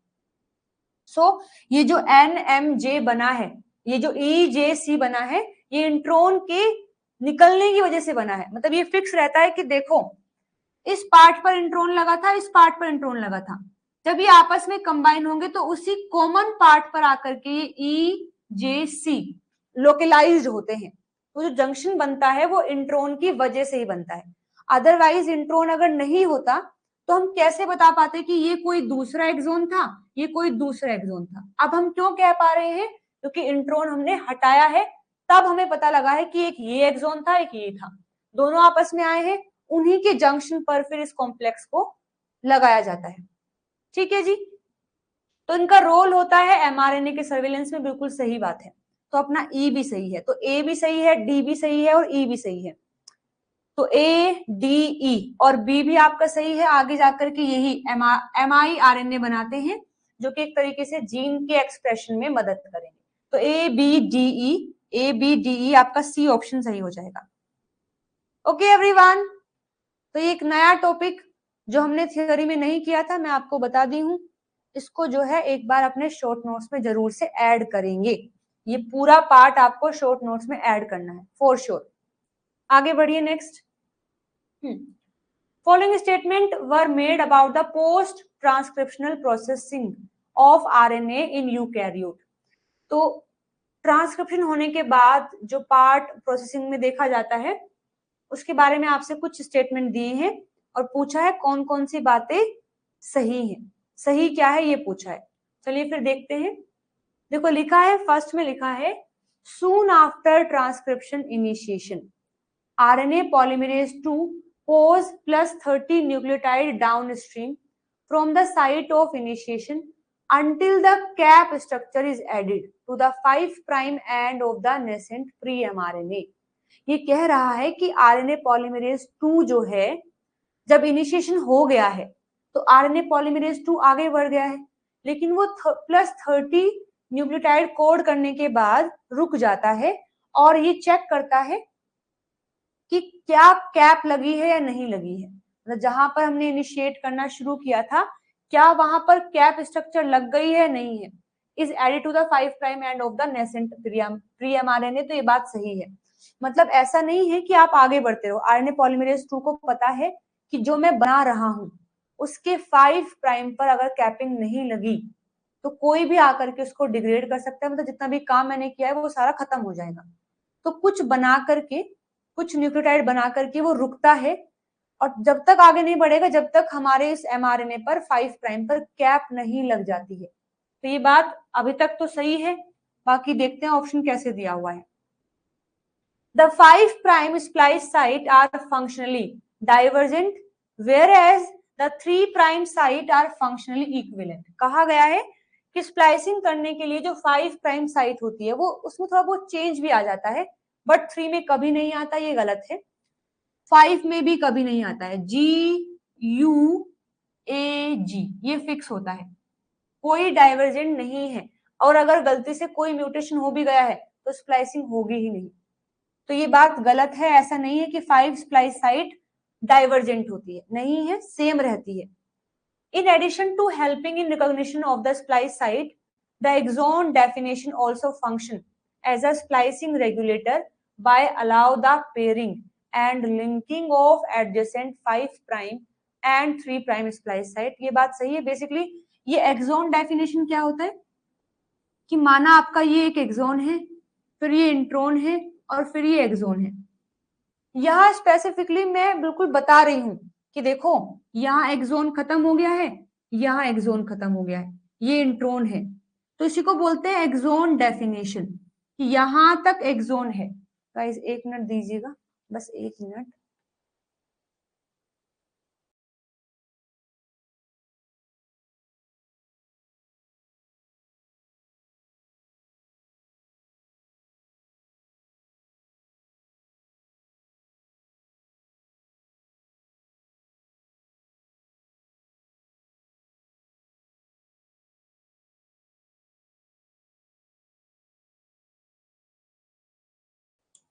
हाँ जी, बैक टू द क्वेश्चन। हाँ, तो इसको बोलते हैं एक्सोन डेफिनेशन। मतलब ये फिक्स होना चाहिए कि देखो यहाँ अपना एक्सोन खत्म हो गया है, यहाँ इंट्रोन शुरू होता है, यहाँ एक्सोन, यहाँ इंट्रोन। और हमने इन्हीं को तो बोला था 5 prime splice site, 3 prime splice site. तो इसमें ये लिखा है कि स्प्लाइस साइट को रिकॉग्नाइज करना जितना जरूरी है, साथ साथ एक्सोन डेफिनेशन भी उसके लिए जरूरी है। हमें एटलीस्ट पता होना चाहिए कि अपना एक्सोन यहाँ खत्म हो गया है। ऐसा नहीं कि अगर ये चीजें थोड़ी सी ब्लर है, हमें नहीं पता लग रहा है कि कहाँ एक्सोन खत्म हुआ है, कहाँ इंट्रोन, तो ये चांस है कि एक्सोन में इंट्रोन वाला पार्ट आ सकता है, और इंट्रोन अगर बाहर गया तो एक्सोन का कुछ पार्ट लेकर के जा सकता है। तो exon definition also function as a splicing regulator by allow the pairing and linking of adjacent 5 to 3 prime splice site। Done. इसके बाद आगे देखिए, the intron definition mechanism apply only to the large intron. ऐसे ही जैसे हमने कहा ना एक्सोन डेफिनेशन है, ऐसे ही इंट्रोन डेफिनेशन होता है। ये फिक्स होना चाहिए कि देखो इंट्रोन यहां तक है। तो उसमें कहा है कि जो इंट्रोन का डेफिनेशन है वो केवल जो लार्ज इंट्रोन होते हैं उन्हीं में देखने को मिलता है, ऐसा नहीं है। इंट्रोन चाहे छोटा हो चाहे बड़ा हो, उसका डेफिनेशन जरूरी है, नेसेसरी है, ताकि एक अच्छा स्प्लाइसिंग वहां हो सके। तो ये बात गलत हो जाएगी। The splicing reaction carried out in vitro have revealed that first and second trans-esterification reaction are reversible। In vitro में एक्सपेरिमेंट करके देखे गए हैं कि जो 2 रिएक्शन होती हैं स्प्लाइसिंग में, कि जो ब्रांच पॉइंट है वो अटैक करता है 5 पर और फिर 5 से अटैक होता है आपके 3 पर। तो ये 2 रिएक्शन है, ये रिवर्सिबल भी हो सकती है, इन विट्रो में ऐसा देखा गया है। तो जी ये बात भी सही है। अब आप देख लीजिए कौन कौन सा स्टेटमेंट सही है यहाँ पर। तो बी गलत है और डी गलत है, बी गलत है और डी गलत है, तो मतलब ये भी गया, ये भी गया, ये भी गया, आपका ए सी ई सही हो गया है। तो ए बात सही है और सी बात सही है और ई बात सही है। A c is the right answer. Done everyone. चले आगे बढ़ते हैं नेक्स्ट क्वेश्चन पर। हाँ, 3 prime end of most eukaryotic mRNA is defined by the addition of poly A tail, a processing reaction called polyadenylation। The addition of poly A tail is carried out by the enzyme poly A polymerase। Given below are few statement about this process। यानी अब जब हम अपने mRNA की tell पर कई सारे adenine लगा रहे होते हैं, तो उसके लिए हमें एक एंजाइम की रिक्वायरमेंट होती है, पोली ए पॉलीमरेज, जिसको पैप भी बोलते हैं, पोली ए पॉलीमरेज। तो उसके बारे में कुछ बातें कही गई हैं कि कौन सी बात सही है। तो देखिएगा, पोली ए पॉलीमरेज की 2 खास बातें जो करता है, उसे बिल्कुल पता है कि मैं आया ही किस लिए हूं, ए को ऐड करने के लिए। तो वो कोई भी टेम्पलेट यूज नहीं करता है, क्योंकि टेम्पलेट हमें तब यूज करनी होती है जब हमें ये ना पता हो कि आगे क्या लगाना है, तो हम उस टेम्पलेट को देख करके आगे उसी के हिसाब से लगाते हुए चले जाते हैं। बाकी जो अपने डीएनए पॉलीमरेज है, आरएनए पॉलीमरेज है, वो ऐसे तो करते हैं, वो टेम्पलेट डिपेंडेंट होते हैं, मतलब वो अपनी मर्जी से खुद कुछ नहीं लगा सकते, टेम्पलेट को देख करके ही उसका कॉम्प्लीमेंट्री ऐड करते हैं। बट जो पैप है, पोली ए पॉलीमरेज है, उसको पता है कि मुझे ए ही ऐड करने हैं बस, तो वो कोई टेम्पलेट यूज नहीं करता है, आकर के साइट पर बहुत सारे ए ऐड कर देता है। और हमेशा जो ए आते हैं, ऑफ कोर्स ये जो है आपका आरएनए है, तो आरएनए में क्या होती है, आरएनटीपीज होती है, ना कि डीएनटीपीज। आरएनटीपीज लगाई जाती है, मतलब ऐसा न्यूक्लियोटाइड जिसके पास राइबोसोम है, तो हम उन्हें आरएनटीपी बोलते हैं। तो अगर मुझे यहाँ एडेनिन वाला लगाना है, तो मैं क्या लेके आऊंगी, RATP लेके आऊंगी, जिसमें से जो 2 फॉस्फेट है उनको निकाल दिया जाता है 2PI की फॉर्म में, और फिर जो है RAMP यहाँ ऐड कर दिया जाता है। तो ये काम करता है पोली ए पॉलीमरेज। तो एक बार देख लेते हैं किसमें दिया है। जो पोली ए पॉलीमरेज है वो टेम्पलेट इंडिपेंडेंट एंजाइम है, बिल्कुल सही बात है, ऐसा ही होता है। पोली ए पॉलीमरेज कैटालाइज करता है addition of AMP from DATP। नहीं, डी वाला नहीं होता है, आर वाला होता है। डी वाला किसमें लगता है, डीएनए में, बट ये हमारा आरएनए है, तो DATP नहीं लगेगा, गलत है। आरएनए टेम्पलेट डिपेंडेंट एंजाइम है, नहीं। पॉलीमरेज कैटालाइज करता है addition of ADP from the ATP to 3 prime end of, नहीं, वो लेता है ATP की फॉर्म में और ऐड करता है AMP की फॉर्म में, तो ये बात भी गलत हो जाएगी। Poly a polymerase catalyse the addition of AMP from ATP to the 3 prime end of the mRNA, बिल्कुल सही बात है। वो ATP को लेता है और AMP की फॉर्म में ऐड करता है, 2 फॉस्फेट को बाहर निकाल देता है, तो ये सही है। Poly a polymerase catalyse the addition of AMP from ADP, नहीं, तो ये भी गलत है। यानी ए और ई बात केवल सही है, यहां पर ए और ई सही है, यानी c is the right answer.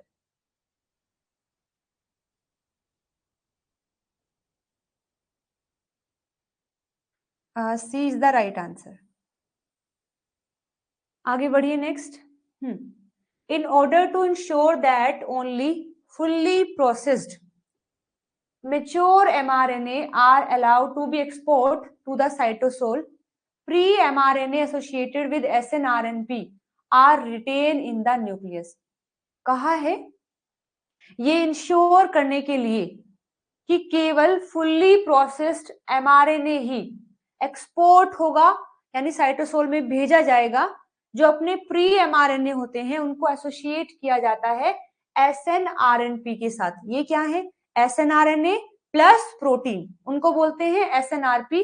ये वो ही कॉम्प्लेक्स है जो स्प्लाइसिंग में मदद करता है। तो हम अपने प्री mRNA को एसोसिएट कर देते हैं snRNP के साथ में, are retain in the nucleus.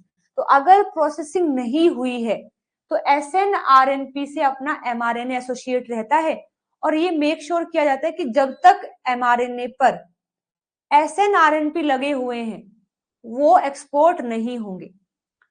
So to demonstrate this, an experiment was performed where the gene coding a pre-mRNA with a single intron was mutated either at the 5 prime or 3 prime splice site or both the splice site. Given below are a few possible outcome. तो हमने एक experiment किया है check करने के लिए कि क्या वाकई ये काम करता है या नहीं। तो हमने क्या किया, अपने प्री एमआरएनए पर म्यूटेशन कर दिया है, या तो 5 प्राइम साइट पर, या तो 3 पर, या फिर दोनों पर ही। तो कुछ आउटकम हमें मिले हैं, तो आप बताएंगे कि कौन कौन से आउटकम करेक्ट है, मतलब हाँ वाकई ही ये हो सकता है, ये आपको बताना है। तो रीड करते हैं अपना पहला स्टेटमेंट। कहा है कि pre mRNA having the mutation at both the splice site will be retained in the nucleus because of the presence of bound snRNP। मतलब जो अपना प्री एमआरएनए है उसकी दोनों साइट पर, 5 पर भी 3 पर भी, दोनों पर म्यूटेशन हो गया है, तो वो न्यूक्लियस में ही रहेगा क्योंकि उस पर snRNP कनेक्ट रहेंगे। तो बिल्कुल सही बात है। अगर देखो म्यूटेशन हो गया है, स्प्लाइस साइट पर म्यूटेशन हो गया है, तो स्प्लाइसिंग नहीं हुई है, मतलब स्प्लाइसिंग नहीं हुई है तो हम अपने आरएनए को बाहर कैसे भेज सकते हैं? नहीं भेज सकेंगे। तो एसएन आरएनपी आकर कनेक्ट हो जाते हैं, बट स्प्लाइसिंग नहीं हुई है, जिस वजह से वो ऐसे कनेक्ट ही रहते हैं और उसको बाहर नहीं जाने देंगे। तो ये बात तो बिल्कुल सही है। Pre mRNA having mutation at both the splice site will B export, बिल्कुल नहीं। अगर म्यूटेशन है, स्प्लाइसिंग नहीं हुई है, तो उन्हें साइटोसोल में नहीं भेजा जाएगा, वहीं पर डिग्रेड कर देंगे। Pre mRNA mutated at either 3 या 5 site will be retained in the nucleus because of the presence of bound snRNP, बिल्कुल सही है। चाहे दोनों साइट में म्यूटेशन हो, चाहे किसी एक में हो, एसएनआरएनपी कंबाइन रहेंगे जब तक, वो बाहर नहीं जा सकेगा। तो ये बात सही है। प्री एमआरएनए म्यूटेटेड है आइदर 3-5 पर, उसको एक्सपोर्ट कर दिया जाएगा। क्यों कर दिया जाएगा? नहीं किया जाएगा। तो आपका ए और सी सही है। ए और सी सही है, तो ए और सी सही है, तो d answer is the correct. आगे बढ़िए next. Eukaryotic mRNA have an enzymatic appended cap structure consisting of a 7 methyl guanosine residue joined to the initial 5 prime nucleotide to the transcript. Given below are a few statement regarding the capping. हमने पढ़ा था capping में क्या होता है। अपना जो mRNA है, नेसेंट जो एमआरएनए है, उस पर जो यहां लगा होता है उसके पास 3 फोस्फेट है, 1 2 3। ये अल्फा, ये बीटा और ये गामा। और जो अपना जीटीपी हमने लिया है उसके पास भी 3 फोस्फेट हैं। तो ग्वानिन के पास भी 3 फोस्फेट हैं, 1 2 3, अल्फा बीटा और गामा। तो अपना जो नेसेंट आरएनए है उसके केवल गामा फोस्फेट को हटाया जाता है, जबकि जो एक्सटर्नल हमने ग्वानिन लिया है ऐड करने के लिए, कैप लगाने के लिए, उसके बीटा और गामा दोनों हटाए जाते हैं।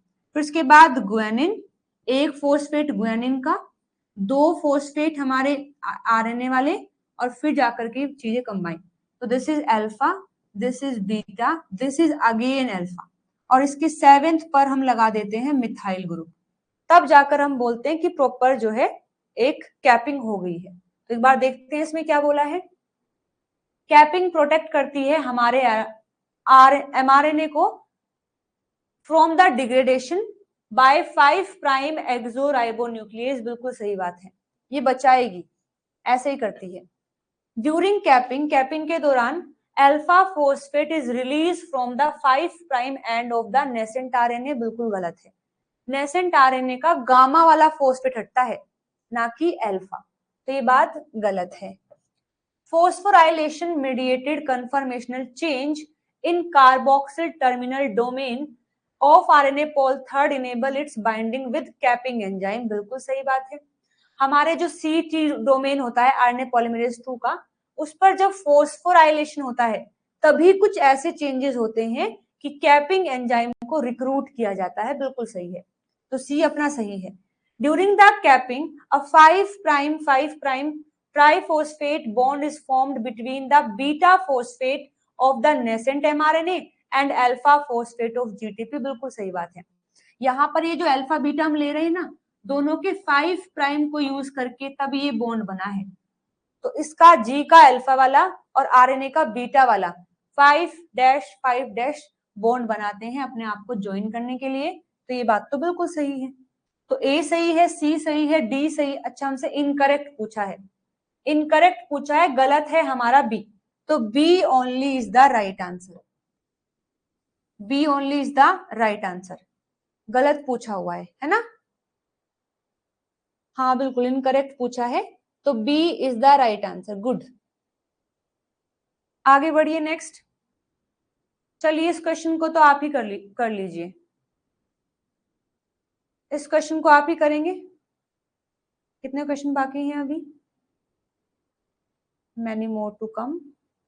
1 2 3 4 5 6 7 क्वेश्चन बाकी हैं। चलिए इसको देखकर बताइए क्या सही आंसर होगा।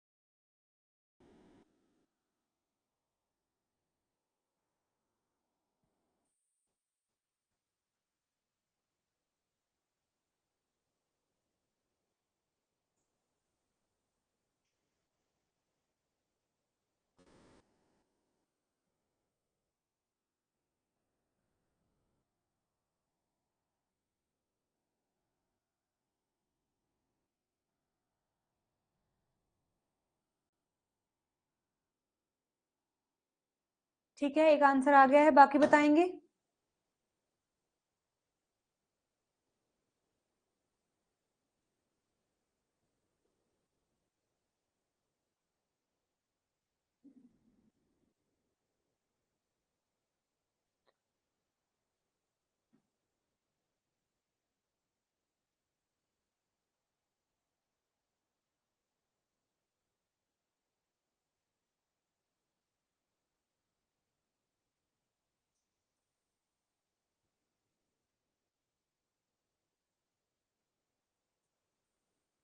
चलो देखते हैं।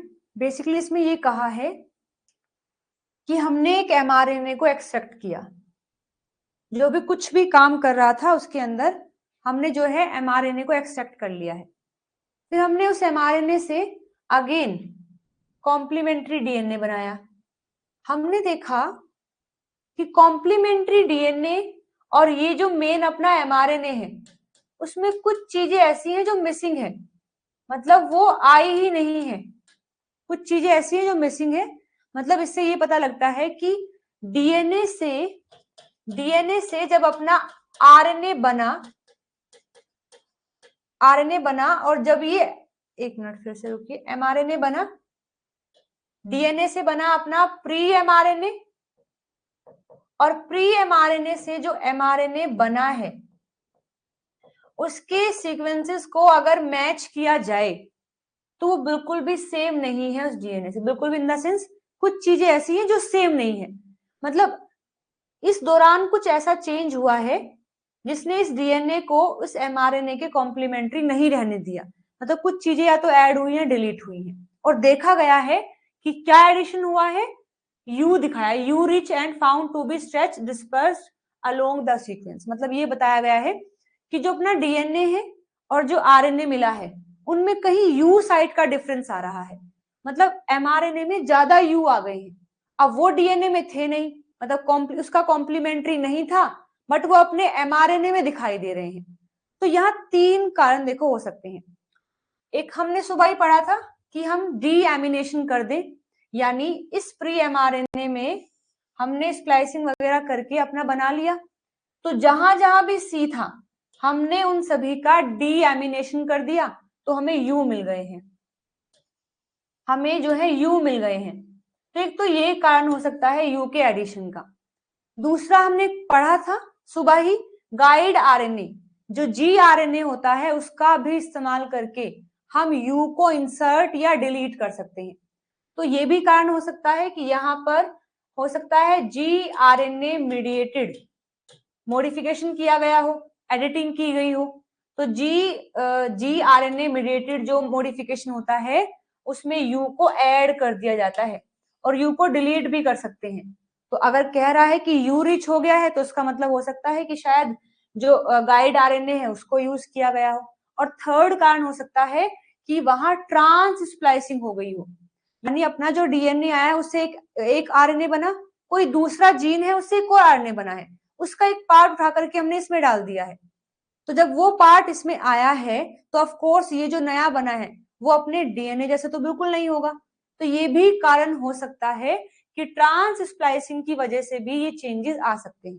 तो 3 कारण हो सकते हैं आपका, ट्रांस स्प्लाइसिंग, गाइड आरएनए और डी एमिनेशन जो कन्वर्ट कर देता है सी को यू में।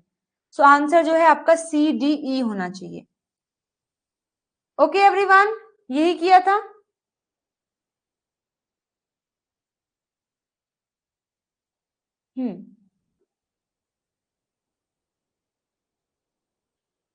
चलिए, so c is the answer. आगे बढ़ते हैं next. RNA editing a post transcriptional process है, is achieved with the help of guide RNA. जो आरएनए एडिटिंग है वो ट्रांसक्रिप्शन के बाद होती है और गाइड आरएनए की हेल्प से होती है। Which one of the following statement about the process is not true? कौन सी बात सही नहीं है? सो जो g RNA dependent RNA editing है happen in the kinetoplast of DNA. अच्छा, इसके बारे में मैं आपको बता देती हूँ, ये अपने शॉर्ट नोट्स में ऐड कर लीजिएगा। काइनेटोप्लास्ट ऑफ डीएनए क्या होता है? So this type of RNA editing occur in the mitochondrial DNA of kinetoplastic protozoa. काइनेटोप्लास्टिक जो प्रोटोजोआ होते हैं उनके माइटोकॉन्ड्रिया में जो डीएनए मिलता है उन्हें काइनेटोप्लास्ट बोलते हैं। और इस टाइप की जो ये हम एडिटिंग करा रहे हैं जी आरएनए की हेल्प से, ये इसी काइनेटोप्लास्ट डीएनए में होती है। तो ये बात तो सही है। G RNA is involve in chemical modification of t RNA, ये गलत है। जी आरएनए जो अपना एमआरएनए होता है उसकी एडिटिंग के लिए है, ना कि टी आरएनए की एडिटिंग के लिए। तो ये गलत हो जाएगा, टी आरएनए की एडिटिंग के लिए ये नहीं काम करेगा। This process involve the insert and deletion of uridine, बिल्कुल सही है। Sequence edited once may be re edited using the second gRNA, बिल्कुल सही है। अगर हमने कोई सीक्वेंस ऐड करा दिया है किसी एक जीआरएनए को यूज करके, अगर मुझे उसे फिर से चेंज करना है तो मैं कोई दूसरा जीआरएनए बना करके उसको चेंज भी कर सकती हूँ। तो ये बात भी सही है, यानी गलत है इसमें बी, और हमसे जो है ना गलत ही पूछा है, हमसे जो है गलत ही पूछा है, तो आंसर आपका बी हो जाएगा। आगे लिखा है इन टाइप 2 स्प्लाइसिंग, जो टाइप 2 इंट्रोन होते हैं उनके बारे में बेसिकली बात की गई है। A GOH from outside make a nucleophilic attack on 5 prime phosphate of the first base of intron.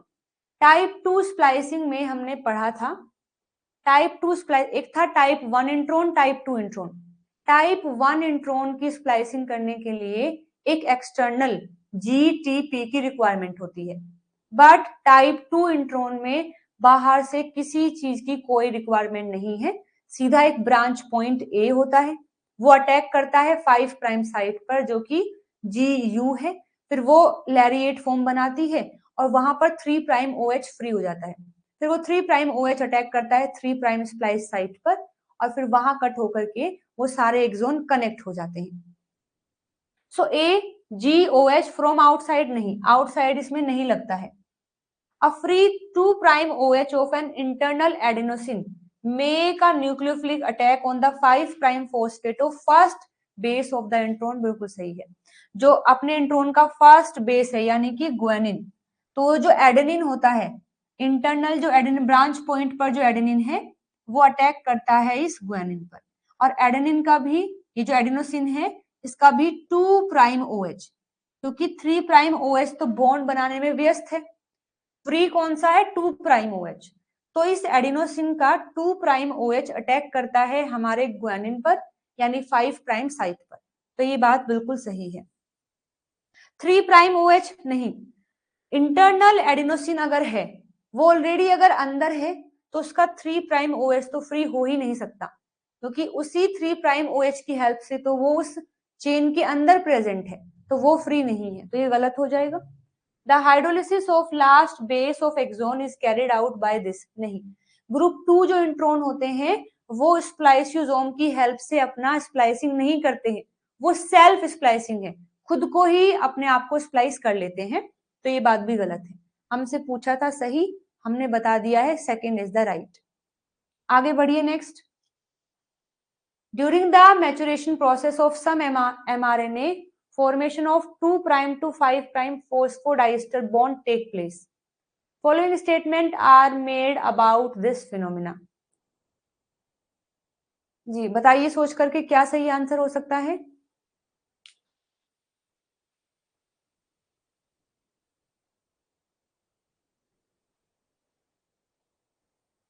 हाँ, अगर टाइप फर्स्ट के बारे में पूछता तो फर्स्ट ऑप्शन सही था।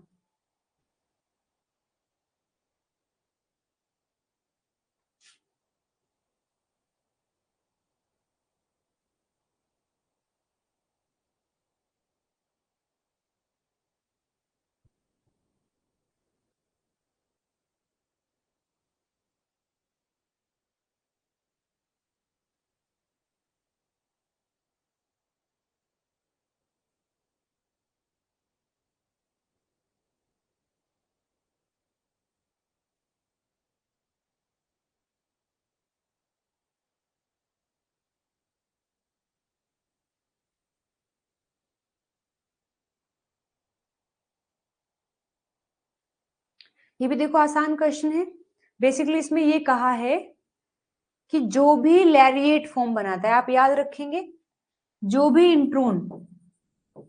इंट्रोन लैरिएट फॉर्म में बाहर निकलता है तो यहां पर एक 3 वे जंक्शन हो जाता है, याद है आपको, हमने पढ़ा भी था डिटेल में। यहाँ एक 3 वे जंक्शन बन जाता है, मतलब यहाँ पर एक एडिनोसिन होता है, वो अपने यहाँ भी कनेक्ट है, यहाँ भी कनेक्ट है, और साथ में वो यहाँ भी कनेक्ट हो जाता है। तो एक तरीके से ये भी और ये भी, तो यहाँ 3 वे जंक्शन बन जाता है। यानी ये एडेनिन अपने 2 प्राइम OH से भी कनेक्ट है, ये अपने 3 प्राइम OH से भी कनेक्ट है, और ये यहाँ पर जो 5 प्राइम फॉस्फेट है उससे भी कनेक्ट हो जाता है। तो बेसिकली यहाँ जो बॉन्ड बनता है वो 2 प्राइम और 5 प्राइम से बनता है, क्योंकि 3 प्राइम तो ऑलरेडी इन्वॉल्व है बॉन्ड बनाने में। इस एडेनिन में लैरिएट फॉर्म बनाने के लिए इस एडिनोसिन का जो 2 प्राइम OH है वो यूज किया जाता है। तो जो भी लैरिएट बनाता है, लैरिएट कहाँ कहाँ बना है, एक तो आपका जो टाइप 2 इंट्रोन है उसमें लैरिएट बनता है, एक जो प्री mRNA में इंट्रोन है जिनको स्प्लाइसोसोम की मदद से हम हटवाते हैं वो लैरिएट बनाते हैं। तो जिसमें भी लैरिएट बनेगा 2 प्राइम टू 5 प्राइम ही वहां पर बॉन्ड बनता है, तभी वो 3 वे जंक्शन होता है। तो आप देखोगे स्प्लाइसोसोम मीडिएटेड रिमूवल हुआ है तो वहां 2 प्राइम 5 प्राइम डाइस्टर बॉन्ड बनेगा, बिल्कुल सही बात है। ग्रुप 2 को रिमूव करोगे तो वहां पर भी सेम बॉन्ड बनेगा, क्योंकि दोनों लैरिएट बनाते हैं। तो ये बात तो बिल्कुल सही है। एंजाइमेटिक रिमूवल करना है इंट्रोन का from the yeast tRNA precursor involve 2 prime to 5 prime, ये गलत है। आपको अगर याद हो तो वहां पर 2 prime to 3 prime phosphate bond बना था। हमने देखा था कि वहां जो शुगर होती है, सुबह ही पढ़ा है हमने यहाँ, तो यहाँ और यहाँ जो फॉस्फेट, एक सिंगल फॉस्फेट यहाँ ऐसे बॉन्ड बना लेता है, जिसको हम 2 प्राइम 3 प्राइम फॉस्फोडाइस्टर बॉन्ड बोल रहे थे। उसमें 2 to 5 नहीं 2 to 3 बॉन्ड बनता है, तो ये गलत हो जाएगा। RNase P mediate the 5 prime and maturation of tRNA precursor involve the formation of a 2 prime to 5 prime phosphodiester bond, ये गलत है।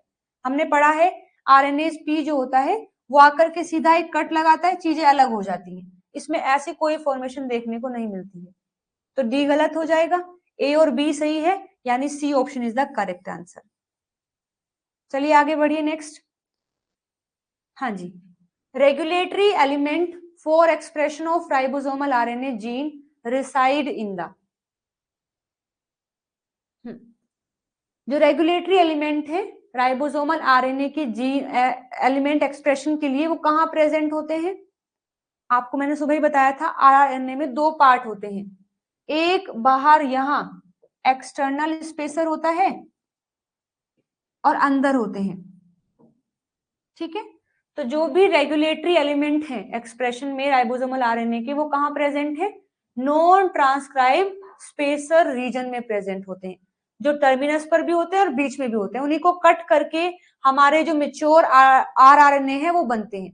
तो बेसिकली उनके एक्सप्रेशन को करवाने के लिए जो रेगुलेटरी एलिमेंट है वो नॉन ट्रांसक्राइब स्पेसर रीजन में प्रेजेंट होते हैं। B is the correct answer.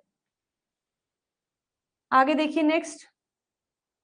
In bacteria, many of the tRNA gene do not contain the CCA sequence found at the 3 prime end of the tRNA. In this context, which one of the following statement represent the correct explanation? ये आपका homework question है, इसे आप अभी जो अपनी next class होगी उसमें मैं पूछूंगी इसका आंसर, तो देख करके बताओगे, फिर ग्रुप में भी सेंड कर सकते हो। ये क्वेश्चन होमवर्क के लिए रहेगा। नेक्स्ट देखिए, the following statements are made with reference to the fact that tRNA are known to possess T in the sequence, ये भी अपने होमवर्क के लिए रखिएगा। दिखने में बड़ा क्वेश्चन है लेकिन बेहद आसान है, ध्यान से पढ़ोगे तो तुरंत इसका आंसर निकाल लोगे। आगे देखते हैं। हाँ, ये क्वेश्चन एक्सपेरिमेंटल क्वेश्चन है, अगेन रख रही हूँ होमवर्क के लिए। दिखने में बड़ा है लेकिन बहुत आसान क्वेश्चन है, सो मेक श्योर ये 3 क्वेश्चन जो मैंने दिए हैं ये आप अभी सॉल्व करके मुझे टेलीग्राम पर बताएंगे। Okay, done everyone? चलो ठीक है, फिर आज की क्लास को हम ये पर फिनिश कर रहे हैं। शाम की क्लास में मिलते हैं ट्रांसलेशन के साथ में। ये टॉपिक हमारा खत्म हो गया है, PYQs भी हमने प्रैक्टिस कर लिए हैं। अब हम मूव करेंगे अपने नए टॉपिक पर। तो मॉलिक्यूलर बायोलॉजी में बेसिकली हमारे 4 पार्ट थे, part A, part B, part C, part D. Part A में हमें रेप्लिकेशन, रिपेयर, रिकॉम्बिनेशन करना था, हम कर चुके हैं विद पीवाईक्यूज प्रैक्टिस। और जो पार्ट बी में हमें ट्रांसक्रिप्शन एंड प्रोसेसिंग करनी थी वो हमने आज फिनिश कर ली है। थर्ड पार्ट में हमें ट्रांसलेशन करना है और फोर्थ में करना है जीन रेगुलेशन। तो बेसिकली अभी हमारे 2 टॉपिक लेफ्ट है, translation as well as gene का रेगुलेशन। तो ट्रांसलेशन हम अभी शाम वाली क्लास से ही शुरू करेंगे। Okay everyone? हाँ ठीक है, पीडीएफ अभी सेंड कर दी जाएगी एज सून एज पॉसिबल। मिलते हैं फिर शाम को 5 बजे। क्लास कितने बजे है? 5 बजे। तो अपना ध्यान रखिएगा, 5 बजे हम मिलेंगे नई क्लास के साथ में। Till then bye bye, take care everyone.